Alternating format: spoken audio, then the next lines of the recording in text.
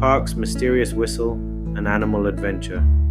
It was another sunny day at Willow Grove Park, where animals of all shapes and sizes lived in harmony.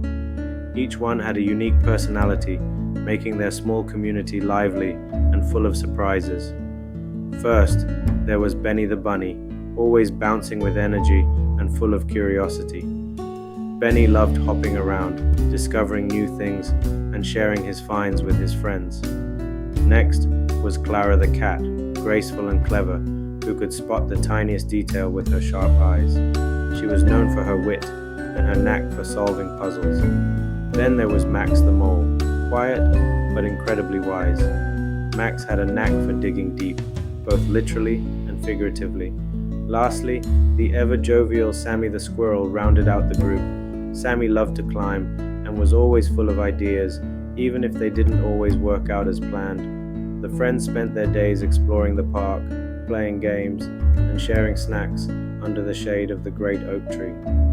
But one day, something strange happened. A loud, eerie whistle echoed through the park, startling all the animals.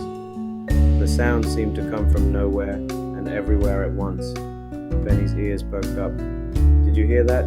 he asked, his nose twitching. Clara narrowed her eyes. "Of course I heard it, but where did it come from?" Sammy, balancing on a tree branch, scratched his head. "Maybe it's the wind playing tricks?" Max shook his head. "I don't think so. That whistle was too sharp, too deliberate." The animals decided they had to figure out the mystery. They couldn't rest until they knew what or who was behind the strange sound. Their investigation began near the oak tree, where the whistle had first been heard. Clara's sharp eyes spotted a few scattered twigs in an odd pattern. "These weren't here before," she observed. Benny sniffed the air and hopped around, looking for more clues. "Over here," he called, pointing to a set of tiny footprints in the dirt. Max examined the tracks closely. These don't belong to any of us. Whoever made them must be very small," he concluded. Sammy leaped from branch to branch, trying to spot anything unusual from above. "I see something shiny near the pond," he exclaimed. The group hurried to the pond, where they found a small metallic whistle lying near the water's edge. "That explains the sound," Clara said, picking up the whistle with her paw. "But who dropped it here?" Just then, a tiny voice piped up. "I'm sorry, that's mine." Out from behind a bush emerged Pippa, a tiny sparrow. Her feathers were fluffed with embarrassment. "I found the whistle near the playground and thought it would be fun to play with. I didn't mean to scare everyone." The animals sighed in relief and then burst into laughter.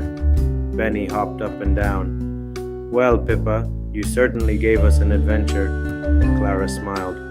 "Next time, maybe let us know before you start whistling up a storm." Pippa chirped apologetically. "I promise I will."